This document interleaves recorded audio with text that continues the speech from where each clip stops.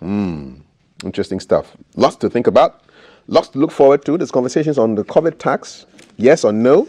And then Alligator app is our conversation right here. You never know what to expect on GTV Breakfast, And but what we can expect every Tuesday is a conversation with two gentlemen with a lot to say on their minds and bringing their professional experience to bear on the issues in the news. So he's a lawyer and he loves history like nobody's business. His name is Anoche Frimpong. And sitting next to him is the Director General of the Internal Audit Agency, Dr. Eric Odro Osai. Gentlemen, good morning. Good to have you here. Good morning, Taf. Yes, indeed. How is the conference going? I think it started yesterday. Yes. AFIA. AFIA, yes. It's a conference of Institute of Internal Auditors Auditing across Africa. Exactly. So that's the institute. Yes. Going pretty well. It's going pretty well. Yesterday was the Governors Forum. So I guess tomorrow they will do the real conference. So it's a forum to compare notes. Awesome. Because African problems can be solved by Africans. Indeed. So that's what's happening. 100%. I'll just go through the headlines and then I'll come to what's on your mind this morning. Daily Graphic, today's by-election, Kumawu is a precursor to 2024 polls. Is it? That's the question Daily Graphic is asking. Galamsey surges in election years, former Forestry Commission Executive Director points out.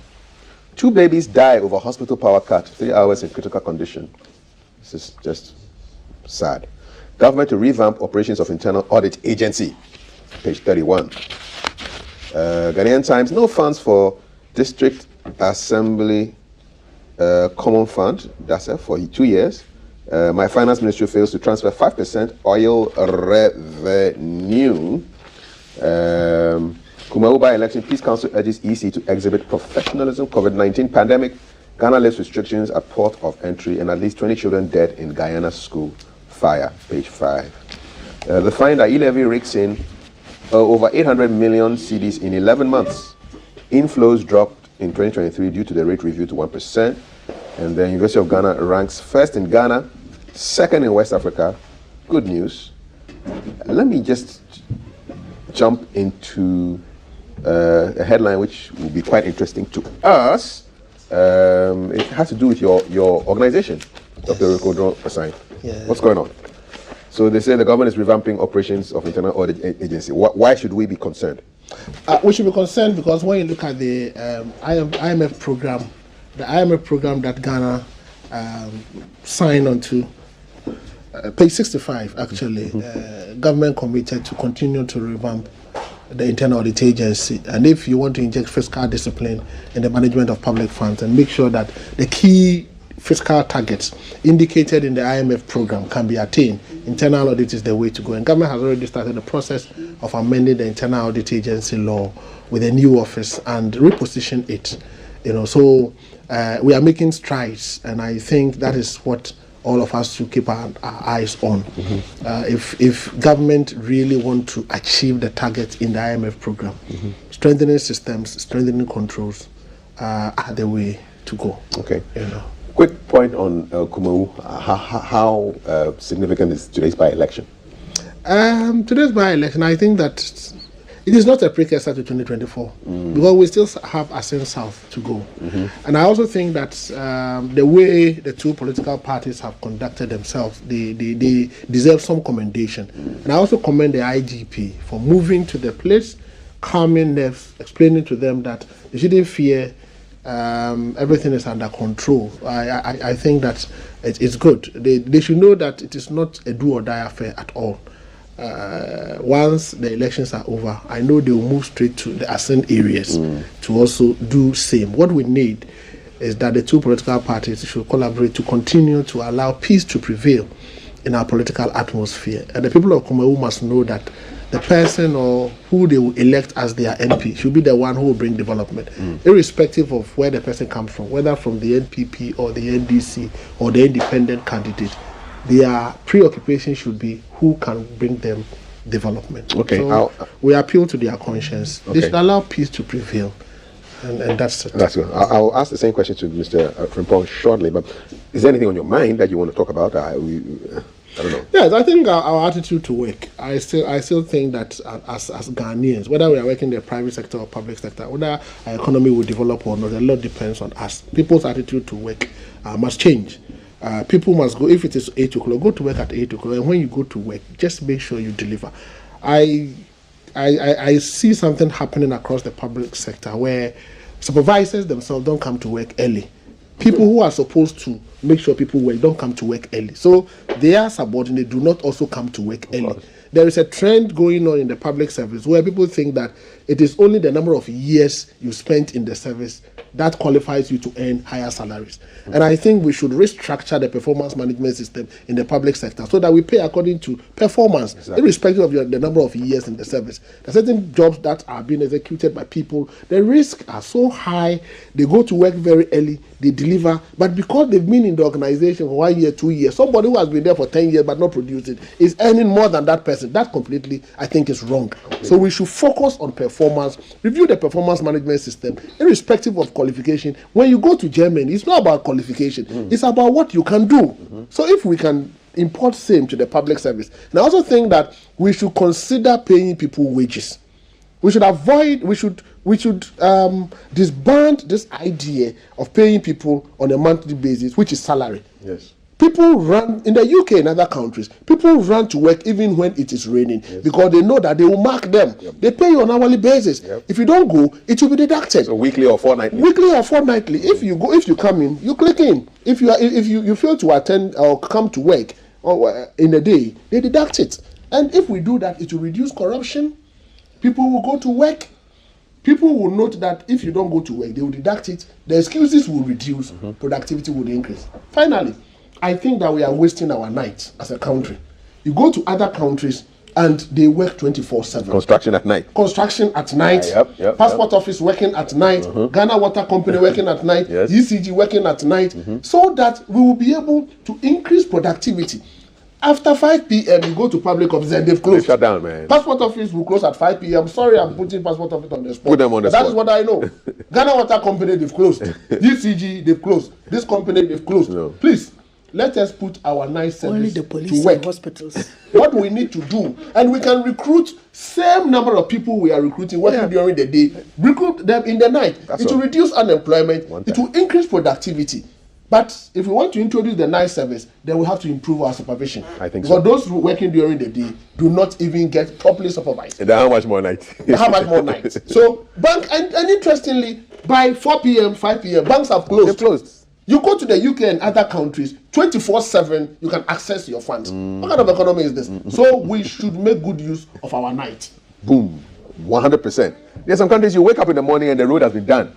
Because people were working at night. They were working at night. And you know, with our weather, it makes sense because it's so hot in the daytime. In the night, it's cooler. You can actually be more productive, you know. But I was supposed to attend a meeting on the day it rained, and they called me that it has rained. So no more meeting. They will hold a meeting, but they want to push it to around 12 o'clock. A meeting that was starting at 9, and I told them I was on their premises because it was raining. I was in my car. 8 o'clock, I was waiting. The meeting was starting at 9, so by 8:30 I'll get out of my car. Use 15 minutes to walk. By 8:45 you're there. And that is how I've been trained. If everybody in the public sector works like this, Ghana will develop. 100%. 100%. 21 gun salute for Dr. Eric Oduro-Osai. Boom, boom, boom, boom, boom, boom, boom, boom, boom, boom, boom, boom, boom, boom, boom, boom, boom, boom, boom. Was it 21? Watch it on Facebook and go and count. Go and count. Go and count, man. But yeah. Salute to Dr. Eric Oduro-Osai for that. We need to change. We got to change, and it begins with the person you see in the mirror. When you look into the mirror, who do you see? That's the person you have to start the change with. Let's change over to my other guest, who has been sitting very quietly, like a cat about to pounce on prey.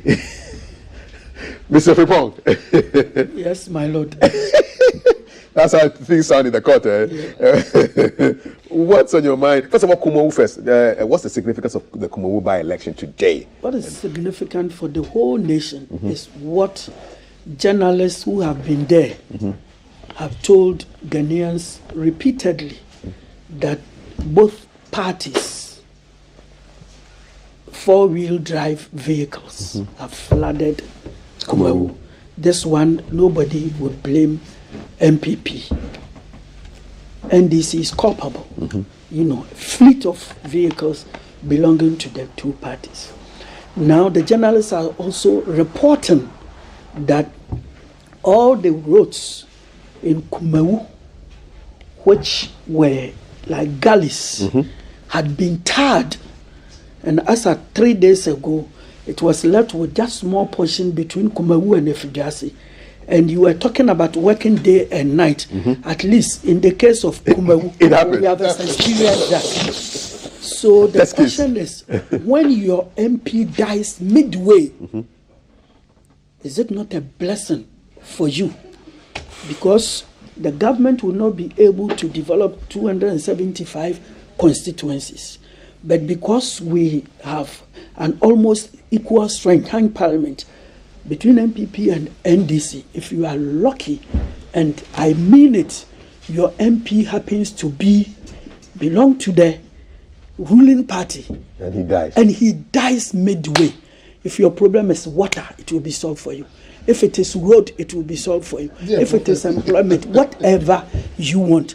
And I say this with a very glaring example of Kumawu, which everybody is talking about. So before you criticize or condemn me, please just go to Kumawu and you will see that what I have said is the veritable truth. So the conditions precedent is that your MP must belong to the ruling party. Yeah, because if he belongs to the opposition party, it's not going to happen. they don't have access to the, okay. Yes. No, but even if your MP belongs to the opposition party, and unfortunately your MP passes, once the seat is vacant, they may want to very good do something I about think it. so. Yes. You know, so that is also. So it means whether your MP is Whether of your the party is opposition in power or or government, just pray that he would die midway. But how about Because stronghold? everybody wants development. Yeah, so die to develop. Of course, one person dies, and then the whole entire town is Kumawu constituency develops. developed. Another day, one person dies, and then the entire, I don't want to mention the then name of they will the get to have constituency, all the MPs and then dying. another day, Yeah. you know, that will put the government strongly on its feet. So So do we by have- the time 257 MPs have died, 75 MPs have died, The whole country will have develop. become a first world country. Is this some kind of new development model? Die and develop? Me, I cannot answer It's only in that. Africa That's that you what is can see going on. these things. That's what is going on with Kumawu as a model. It's a You model, understand? eh? Yeah, you vote for somebody. Let the person pray die. that after 2-3 years, this man must go away. Then we have development. And it is a serious matter. It's a very, very serious matter. Like a joke, but it's a serious matter. Because somebody was saying that this MP was always lamenting everywhere about the road situation in the state of roads in Kumawu, and in his lifetime he never saw them being tarred. And then after him, because somebody has to win in order that the party will continue to have that slim majority in parliament, you have to ensure the roads are tarred. I believe that it's not a good aspect of the democracy we have been yearning for. No. So that's your thought on Kumawu. On Kumawu. Okay. What's on your mind this morning, though? That's on my mind. I'm talking about somebody who was a bitter enemy to Osajefo Dr. Kwame Nkrumah. And incidentally, what many Ghanaians did not know is the fact that the two of them were distant cousins from the Wenchi royal house. One of them had his ancestors moving to Awawin Dadieso in the Awawin area near the Ivorian border, and from there to Takwa Nsaim, and his great-grandmother being married to the Nzema area to become an Nzema. But to date, the two families are inextricably linked, and that is Dr. Kofi Abrefa Buzia, who was born on 11th July 1913 at Wenchi, started school at the Wenchi Methodist School, and indeed he had wanted to become a Methodist pastor. From there to the famous Infantsipam School, then to University of London, where he did the first degree, and then Oxford University, where he read social anthropology, master's and PhD, and his monumental PhD works entitled The Position of the Chief in the Modern Ashanti System is still considered as one of the best anthropological work ever done at Oxford University. He returned to the country in 1942. He was appointed a district commissioner up to 1949. A year earlier, the University of Ghana had been set up. So from 1949, this famously regarded academic went to the University College of the Gold Coast, now University of Ghana, and became the first African to have lectured in that university in the field of African studies. Then in 1954, he left the university and became the Wenchi MP in Parliament.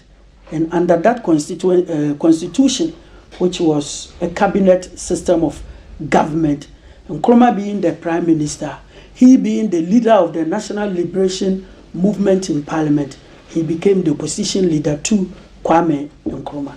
In 1959, he felt that his life was heavily threatened, and so he left the country and went back to Oxford, where he began teaching at both Oxford and Leiden universities as professor of African Studies and Anthropology.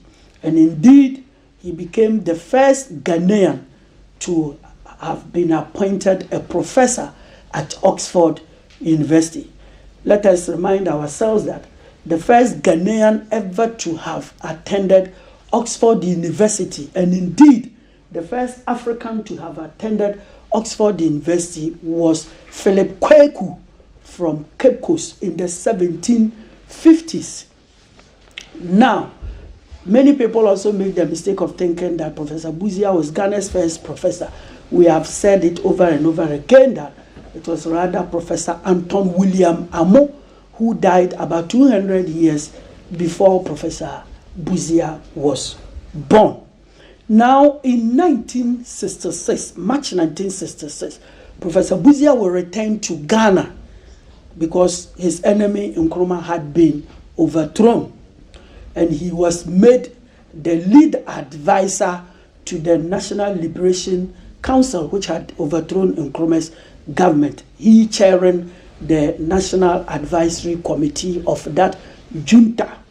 Now he was also appointed the chairman of the Civic Education Committee, and that made him travel the length and breadth of the country, ostensibly campaigning even before the campaign started to lead the whole nation. That is another debate altogether. He was part of the Constituent Assembly that drew up the 1969 Constitution, and after the 1969 election, his party, the Progress Party, won by a landslide majority in Parliament, 105 seats, in a Parliament made up of 140 seats. And K.A. Bedeme's National Alliance of Liberals forming the minority in Parliament. In 1972, 13th January, his government was overthrown and came in a new junta, National Redemption Council, led by the then Colonel Ignatius Kutu Echampo. Many reasons are given for the overthrow of K.A. Busia less than 3 years in power. The first and most immediate one was the fact that Nkrumah's government had been one that believed in a centralized form of government, the state taking the initiative in putting up factories and almost every form of investment. So we had state enterprises everywhere. Immediately, Nkrumah was overthrown under Busia's advice, and Busia was a 100% pro-Westerner who believed in the private sector as the engine of growth. So under his advice, the NLC and later his own government would diversify the state entities, much to the annoyance of many Ghanaians. He's on record as having devalued the cedi by 44%. And that would mean that prices of goods will shoot up, and then importation of goods would cost a lot. So when he came to power, people were complaining about hardship because people felt that belonging to an entity that opposed Nkrumah and having been given the opportunity to rule, Ghana under your time should be far better than that of Nkrumah. But people were saying relatively his was worse. At the international level, Busia incurred the displeasure of almost every state, especially those who believed in Pan-Africanism. In 1969, when Nigeria was just fresh from civil war and they had about 1 million people living and working in Ghana. And you know, Nigerians love business. They had mansions. Go to almost every town, they will show you how Nigerians taught Ghanaians how to put up heavy mansions. This man gave them just 2 months to leave the country under the Aliens Compliance Order. And immediately, Burkina Faso, Benin, Togo, and Nigeria will be at loggerheads with us because they were affected most. Again, when the UN passed a resolution to isolate apartheid South Africa, Professor K.A. Busia opposed that. And he rather said Ghana or the whole world should start a dialogue with South Africa. And so the OAU would be against Professor K.A. Busia. He also did one thing that incurred the displeasure of a section of the Ghana army. You see, when Nkrumah was president, he did something which we learn in political science called CPPification of the Ghana army. He consciously planted the CPPification of the Ghana. He consciously planted the CPP in the army, sending some of their officers to the Winneba Kwame Nkrumah Ideological Institute. And Busia did not realize that still the man had a big support base within the army. Now, it was during his era that the Guinea government sent a delegation to Ghana pleading with the government to allow it to contact certain herbalists in order that they will get some herbs from Ghana because Nkrumah was ailing. In fact, after the Kulungugu episode, he developed some rashes which were developing into cancer. And Nkrumah said that there were some herbs in the western region which were helping him a lot. And after the coup, he didn't have access to this. And so the Guinea government, realizing that the man might die without Ghana's assistance, sent a delegation to plead with the government so that they will get the herbs periodically to treat Nkrumah. And Busia treated Nkrumah the same way as he had treated him earlier on. That in 1959, if he had remained in Ghana, he would have been jailed under the Preventive Detention Act. So he also responded that the man can die, I don't care. And no wonder his friends in the army would have to do anything possible to save him. Let me say something here, that in the early 50s when Acheampong entered the army, was in the training to be enlisted in the army, on the day that they were to be commissioned, the colonial administration, for whatever reason, put aside Acheampong and decided not to enlist him. Kwame Nkrumah was at the parade grounds. He went straight to the young Acheampong and asked, "What is your problem? Why are you sitting here when your friends are there?" Sir, the white man is saying that I'm not fit to be in the army. Nkrumah went to the colonial leaders of the army and told them that until this young man had joined the parade, nobody would be called into the army. Today, nobody. So after Jojo between them, Nkrumah called Acheampong and he joined his colleagues. And this man said to himself that I would always do whatever that is necessary to acknowledge what Nkrumah has done for me. So when they heard that his bosom, his master, his father, his friend was seriously ill and needed to be brought home to be treated, he quickly started disco. And that was when Busia was away on a medical checkup and succeeded. After the coup, he sent Nkrumah's son, Professor Francis Nkrumah, to go and check on his health, and he reported that no, Nkrumah cannot come back to Ghana because Francis Nkrumah himself is a medical doctor. He attested to the fact that he would die within a few months. But at least the champion did something in memory of Nkrumah. His junta he named National Redemption Council. The redemption in the middle reflects Nkrumah's name, Osajefo, the Redeemer. Buzia would die in August 1978 from a heart attack. You go down to history as a very brilliant scholar who failed miserably in terms of politics. Thank you. So that's 45 years ago this year. That's when because he died in 78, right? Which is 45 years ago. Yes, indeed. So this is the 45th anniversary. You're very good at mathematics. I love mathematics, favorite subject. Thank you so much, Mr. Frimpong, for taking us into history and giving us a slice of what we should be knowing about our history in this country. This is GTV Breakfast. My guests, Mr. Frimpong, Dr. Osai, and we are looking at the news and also getting a piece of their minds. WhatsApp number is 055-556-1034. We've looked at the attitude of people to work. We've looked at,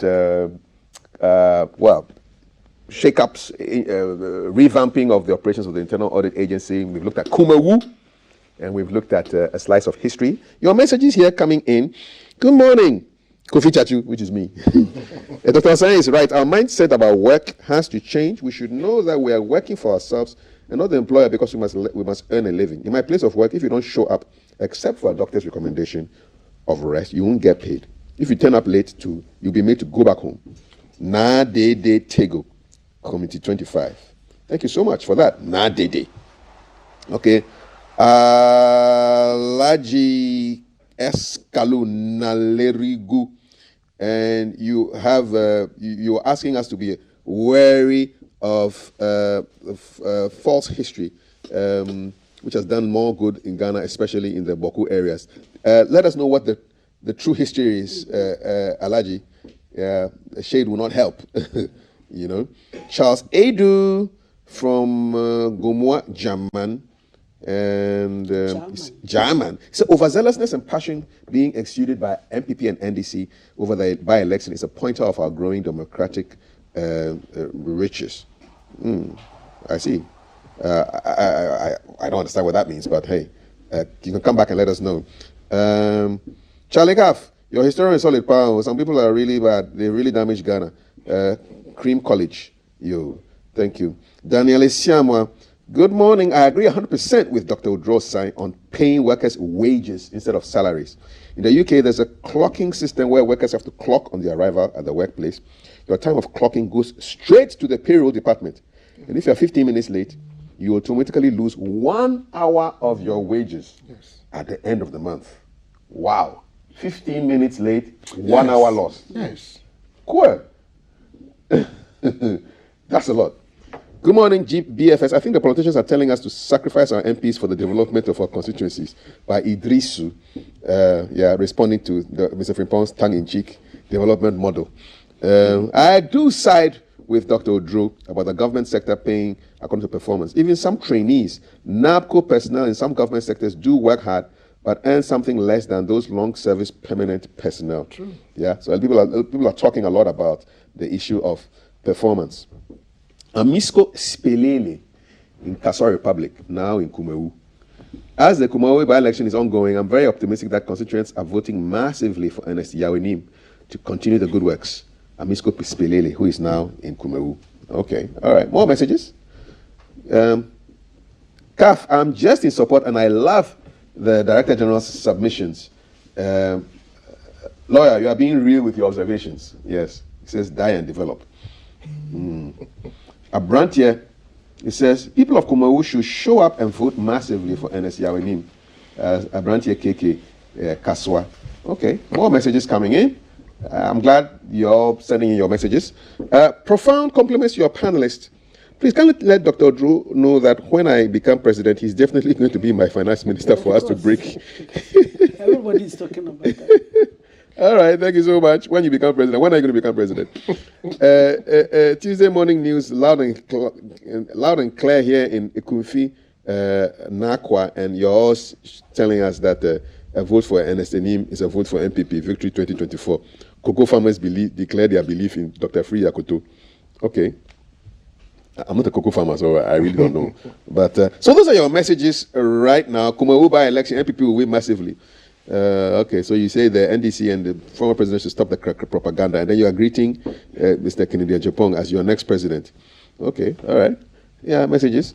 It's very, very sad to hear the president saying he will hand over to MPP. It means the suffering of the people are not so much of a concern to President Akufo-Addo, but power, power, power.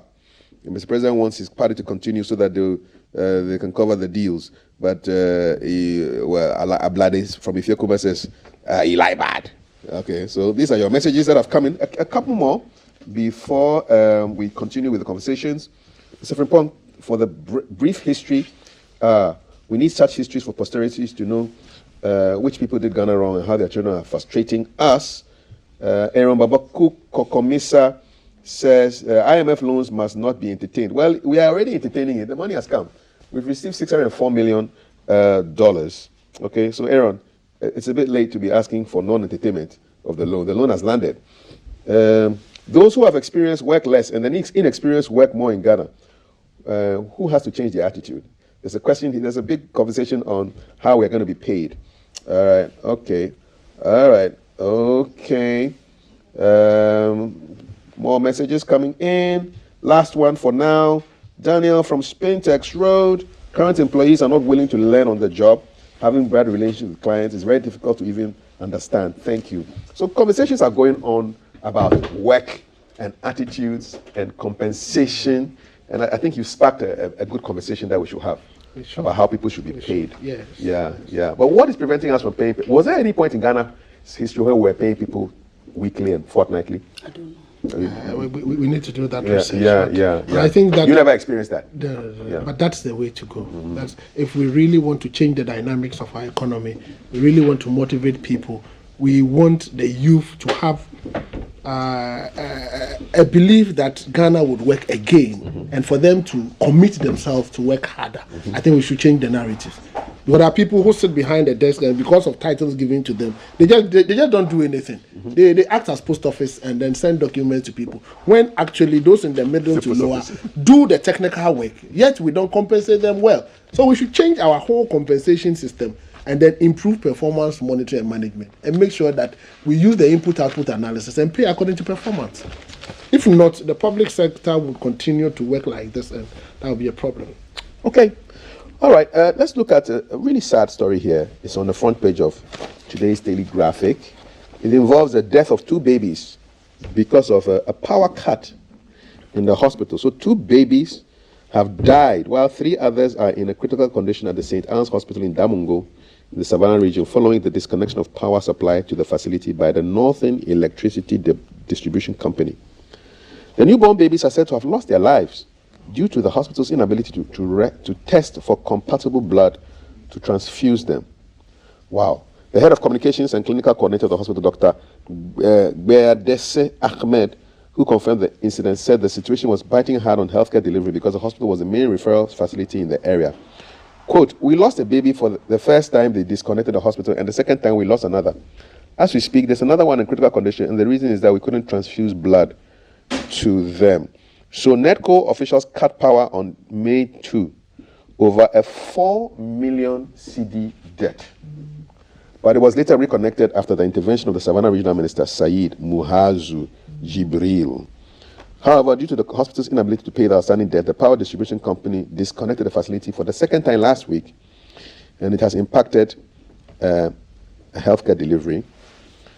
The hospital is a member of the Christian Health Association of Ghana. According to the officials of the hospital, the government was responsible for the facility's electricity bills. Facility has not paid their bills, leading to accumulated debt. And the OPD, which used to record not less than 80 patients, is now empty following the power cut. And in the midst of all these words, 2 babies have died. Unfortunate. Unfortunate. I think This is serious, the though. Ministry of Health would have to resolve this issue, and especially the relationship between CHAG, the Christian Health Association of Ghana. They come in to complement the work of the Ministry of Health and Ghana Health Service. So I think they should find a way of resolving this issue, because human life is priceless. We cannot put a value on human life. So if, because they owe electricity, they will be disconnected and people will die, I mean, it's not the best. So the earlier they resolve the issue, the better, so it doesn't spread to other areas. It's really not good, and it's a sad situation. Mr. Frimpong, if I were a parent of these children, I'd be suing. Yes. Big time. Yes, we sue the Attorney General.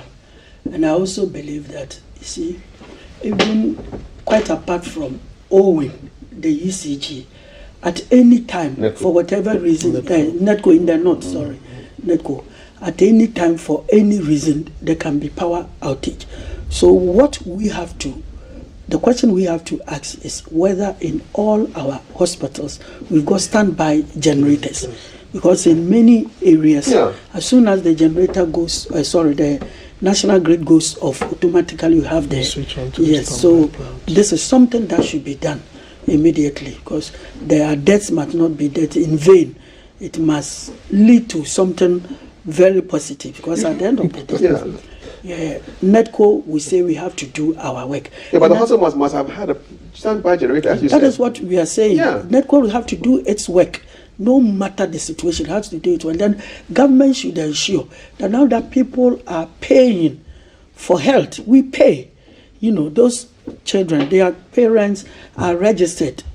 National Health Insurance, people are paying. So what is the money being used for when all our hospitals need generators, and also the hospitals need to pay the bills so that they will not be disconnected? That is a question government should answer. Who would be responsible for the deaths of these children now? Oh, we are talking about that. If you see, it will be the Attorney General, and I believe that's a very serious. Why the Attorney General? That's quite far. Ministry of Health is the hospital is under the Christian Health Association of Ghana, and they are somehow semi-autonomous hospitals, but affiliated to the Ministry of Health. What I think government needs to do, and Ministry of Health and Ghana Health Service would have to do, is streamline the relationship between them and these hospitals, because we have the Catholics have some hospitals, the SDA, Pentecost, all the others, Presbyterian. Yes, the staff are recruited by Ministry of Health, but the facility is owned by CHAG. So if you don't streamline this relationship, the question then will be, who is responsible for what? I am responsible for giving you the resources by way of personnel. But who is responsible for running the place? So if we don't streamline it and you go and issue a writ against the Attorney General, the Attorney General will come and say that it is not a Ghana Health Service hospital, it is a CHAG hospital. So I think it's a Ghana hospital. In fact, it's under Ghana. They are under Ghana Health Service. Yes, 100%. Yes, okay. It's under it. Then that's it. But they will have to manage that bit, else we'll continue to see these things, and it's not good for us. Meanwhile, 2 babies are dead, though. Very bad, yes. Which is bad. Very bad. Babies who could have grown up to become people like you. And then. Wow. And 3 others are in critical condition. Yes. They could die. Very bad, yes. We hope they will take measures to save them. It's very important. Have you ever handled cases like this where somebody was suing a facility for like a wrongful death? Are there common cases that you have? Have you had cases like not too common, because in Ghana, unlike the US, it is not easy for the Ministry of Health to disown their own. It's not that easy. In other jurisdictions, very, very easy. But in Ghana, if you are saying that your father died because of the negligence of a medical doctor, and that means you will need the evidence of another medical doctor in court in order to prove it. I tell you, it's not easy to go the way you want it.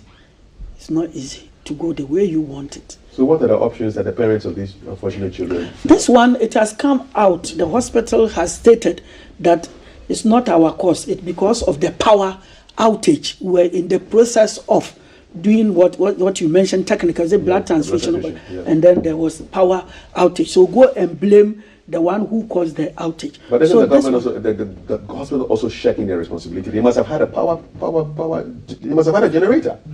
But that one you can't blame Ministry of Health. No, that we blame the hospital for that. They must have a generator. How would they have it if they are employees? In fact, the management, and when I say management here, I mean Ministry of Health, not providing but them doctors, with they say do no harm. That is their number one. they have not done any harm.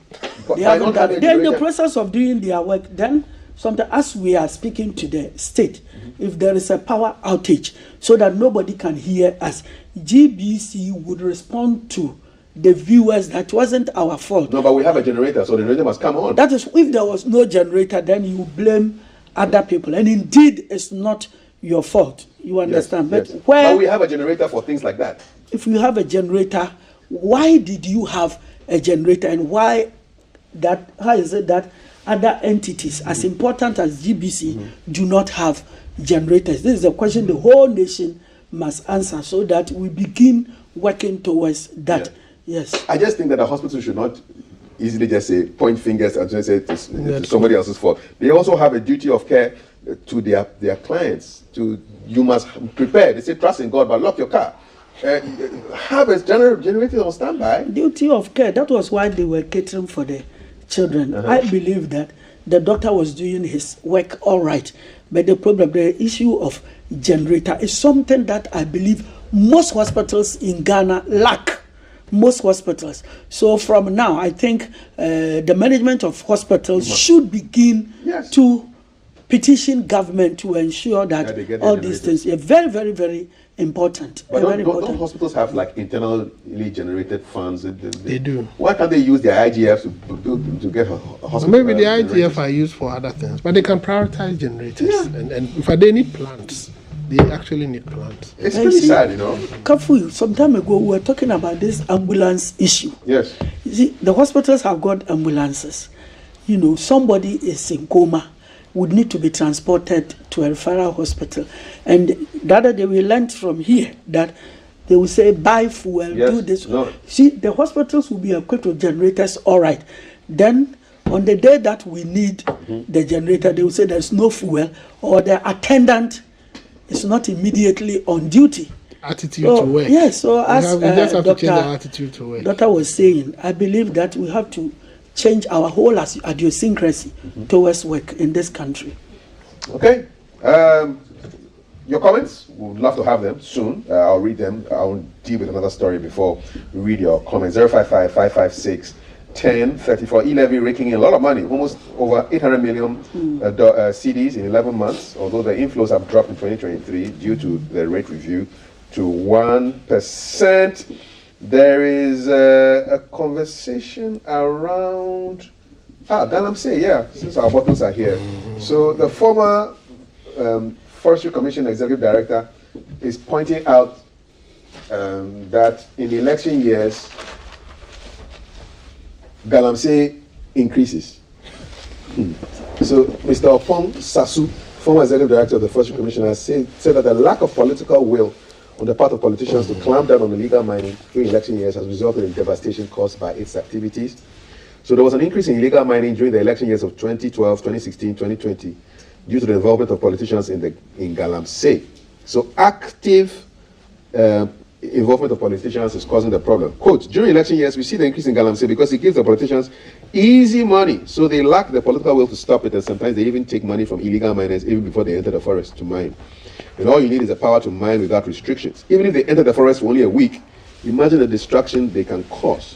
So Mr. Sasu was speaking to the Daily Graphic during a stakeholders dialogue on natural resources. So basically, I don't think we want to solve the problem. Were you here last week when no, you were not. It was Thursday, where we called Professor Sampeni Osei. He's a pathologist at Comfort Nochi Teaching Hospital. And he was talking about how babies are being born with one eye, no genitals. They have deformities. Yeah, you have legs sprouting out of their necks, and their chests and their stomachs. So congenital deformities, serious ones. And these are happening in the WAC areas, Western, Ashanti, Central. where Galamsey is. So the thing is now entering the water, people are drinking it, mothers are suffering, children are being born. I don't think people really, and I wanted him to show us some of the pictures of these deformed children. He said, well, there are ethical issues, but I think sometimes we have to shock people, cover the eyes of the baby or whatever, and show that this is what is happening when you allow the water to get like this. But the elections are coming, and I can imagine in your home region, or Western region, activities are speeding up, seriously. Definitely. And then also, when you say Western Ashanti And Central, yes. you see, I think it's the whole nation. If you read international water law, you will know that every water system in Ghana is either the direct tributary or distributary of the Volta. Ghana lives within the Volta basin. So it means that it is not just these three regions that will be affected immediately. It will go, expand everywhere, and it will affect the whole nation. So I think that the whole nation will have to set up and depoliticize the issue. Because as the man was saying, indeed the president has ever mentioned it in the Ashanti region, that one of the reasons why they didn't perform well in the last election was the way they handled the Galamsey issue. Not handling it in a positive manner, that they quelled it. What the president wanted to say was that possibly because they annoyed the Galamsey operators, people did not vote for the party in those areas. And in reality, when you go to those Galamsey areas, anytime the police raids them for about a week to about a month, if the boys are not able to enter the fields, the whole economy of the area breaks down. People sell on the market, nobody is buying. Nobody is buying, and then transport fares, even funerals are affected. So it's like those there do not know the harm that is being caused to them. Because if you make, let's say, 20,000 Ghana cedis out of Galamsey, and eventually you are going to spend 30,000 Ghana cedis on your health, or because of a dysfunctional baby, which is going to be a burden if that baby doesn't die and will sit in the wheelchair by the roadside to beg for alms, to be an immediate embarrassment upon the family, and then a big dishonor to the country. And if we don't take care, the next 20 to 50 years, we will see all these people, instead of Nigeris, our own people, standing by the roadside, especially at the airport area, all because of what we have failed to do today. Oh, I think we should just depoliticize it. we've been saying this for a long time. Both the ruling party or government and the opposition, none of them should use Galamsey as a campaign message, that when we come to power, we'll allow you to do your Galamsey business. They should just go straight and say that we'll be very ruthless when it comes to Galamsey, and that should be a consistent message. If the Galamseyers decide not to vote for you, so be it. If you mean well for Ghana, we should just depoliticize it, and that is it. So I want to hear from you. A couple more messages more that we want to be reading from our WhatsApp 0555561034. Someone's still talking about aliens compliance order. Good morning. As a senior citizen, this is Darling, but I vividly recollect how our classmates in basic school suddenly disappeared because of the aliens compliance order when aliens were asked to. 1969. Yeah. But 83 Shagari also Shagari also did the same thing to us. When Rollins came to power. Yeah, when Rollins came to power. Because of what we had started. Jadreds, Kumewu, no bloodletting, please. Over to you, NPP NDC. Peace in blocks. Okay, good. All right, so this is a call, say, from St. Gregory Hospital at Budumbram. Please, Muslim nurses need help. They are being forced to remove their hijabs at St. Gregory Hospital at Budumbram. Kindly help. So that's something that we will check on and get back to you on that. Good morning, says Alpha Daniel. Good morning. You're doing a great job sending shout outs to us here at the panel. Thank you so much. Kobi Adum. CAF, can you please ask Dr. Asai on his take on the Fair Wages and Salaries Commission and the GBC issues? Is it true that the audit team did not contact GBC before coming out with the letter that was issued? Are you following our action by our colleagues here who, for about 55 minutes, disrupted the breakfast show because they were really passionate and not understanding of the Fair Wages and Salaries Commission to scrap some allowances? What's your take on that? Yes, I've been following it since yesterday. In fact, yesterday I watched the interview Thelma had with the union leaders, and I have engaged the Chief Executive of Fair Wages and Salaries Commission, and he assured me that the issue is under control and he will resolve it. Okay. Yes. All right. So that's what you call a holding statement. Yes. Yeah. Engaged, and the issue is being discussed. I still have visions of Thelma drinking a tea very calmly while things were going on. Yes. Epitome of calmness in the middle of a storm. Yeah. For you young broadcasters, you should learn from Thelma. That's how to do it, man. Be calm, no matter what. Even if the storm is inside your stomach, drink your tea and chill. Yeah. Thelma to the whole, yeah, see. CAF, I pray part of the IMF is going to be used to construct Agape Road. The downpour has really caused erosion on the road. Cars ply on rocks. Ablekuma, Agape Road needs an immediate attention. Thank you very much. All righty. Thank you. 05555561034. Good morning. Even if Dr. Osai is voted president of Ghana today, his workers and cabinet will do the same as MPP and DC are doing, amend the constitution so that his government can heal Ghana, says K. Asante Gbawe. He has no hope in the situations. Okay, some people are going back to issues of Boku. Nagbewa and Kusasi, who settled Boku area called Kuzuka first, who succeeded him. We're going to lots of technical details here. I'm sure you'll get through to him pretty soon. Can 2 child deaths be compensated adequately by legal action? At times, even the medical staff just don't care about life. Those who needed to pay those bills must also be held answerable, since ECG won't just act anyhow. It was actually NECO in northern Ghana. It's the Northern Electricity Department Development Authority. Yeah, distribution company, NECO. Okay, more. The host must take time to read because we have to follow and contribute well. I'm taking my time to read. Chris, the black man is not capable of managing his affairs when, God bless and heal the land from the wicked, says Nisaki from UAE. Some words I can't really use on national television, you know. Yeah. This is why it's not a propaganda place, so we use decorum here, so I beg you. Daniel from Sprintex. There are places, if there's no electricity, it does not cause much alarm. But like police stations, key government offices and our hospitals, we must ensure automatic changeover is part of the construction. Very sad losing these children. Maybe our upcoming excellent president of our beloved nation will restore Ghana for good. Okay. All right. Alhaji Dawuda,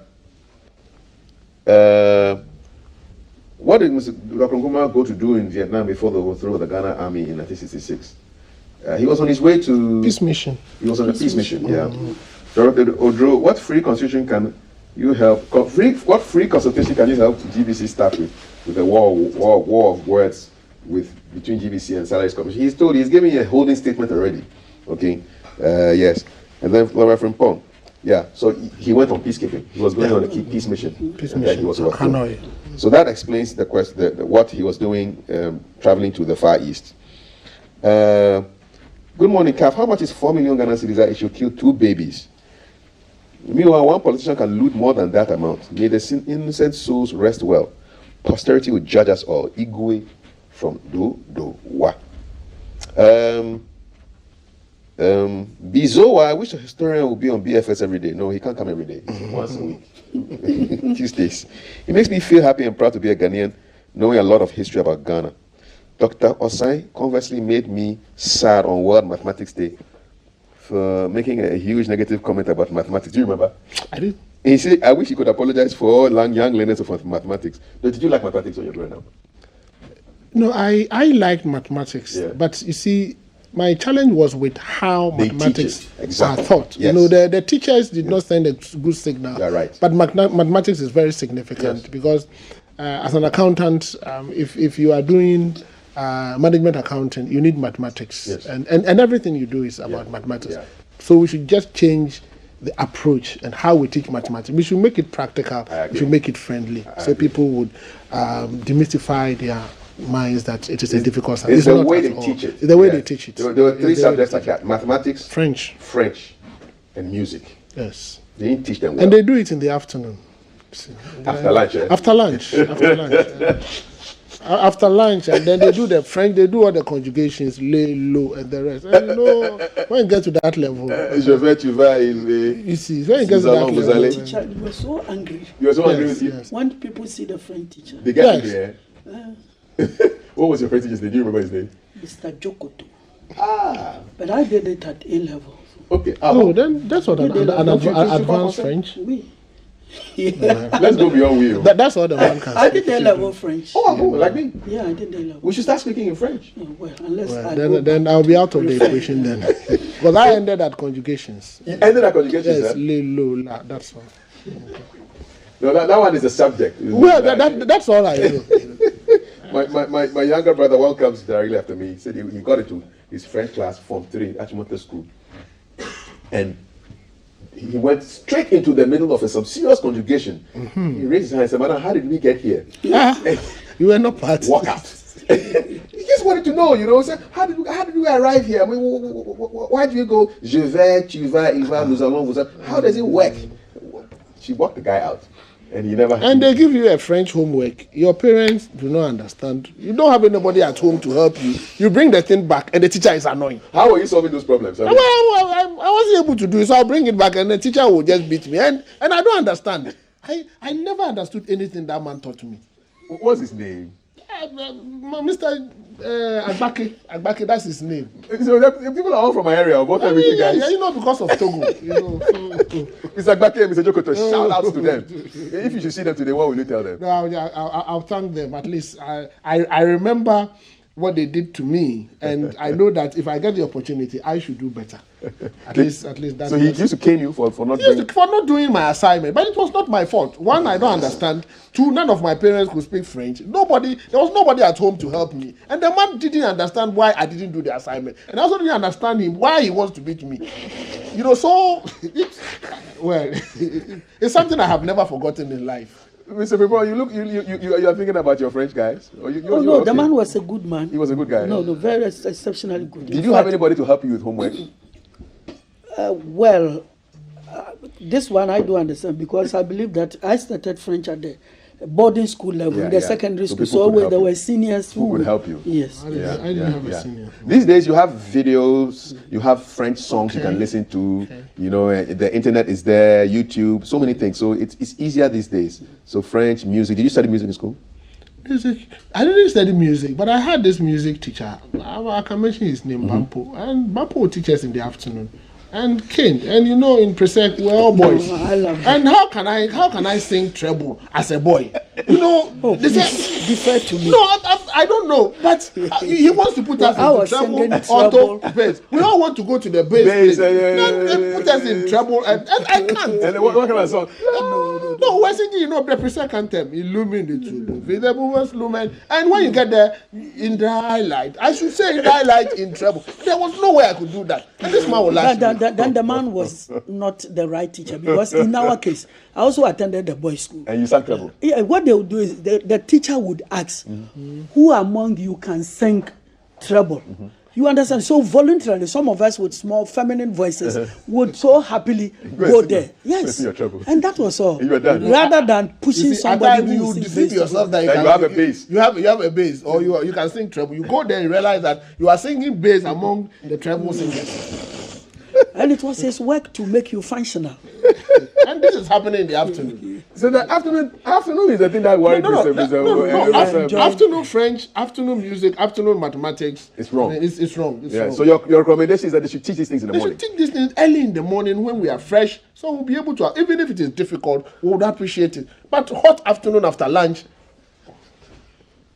Mr. River, what's your recommendation on teaching? Of Well, this me, language, this it will be subject? difficult for me to agree with him because you will see that the classes, you know, each class is broken up into some orders. Yes. From 1A, B, C, D, something. You know, so one class may be lucky that, let's say, Monday, they will have morning mathematics. Another time, they will be unlucky. It will be in the afternoon. The timetable cannot favor you all around, All right. Okay. All right. So, shout out to the French teachers, math teachers, music teachers. We are putting you on Art blast here. teachers. Art teachers too. These are beautiful subjects. So just teach them well for us. We are putting you on blast today. Last batch of messages before we go. By the way, Nigeria has a functional refinery after many years. So Mr. Dangote has set up a huge refinery, the biggest in the world. Yes, the biggest in the world, has a capacity of producing over 600,000 barrels of oil daily. Yes, they have 4 non-functioning state-owned refineries. Yeah. But he has brought something in because it was launched yesterday. The numbers are, I think, $19 billion investment. We should just pray for him. Yeah. To expand more, even to put up one here. But we have Tamale refinery. So The other day, I learned that from anthropology that Ghana and Nigeria are the most coordinated countries in West Africa in almost every sphere of life. So when you do it there, we pray that you will come and then set up a big one. Those are the pictures there. Huge, huge, huge, huge, huge. Biggest of its kind in the whole world, Do it big. And hopefully... Dangote, you see his name there? Yeah.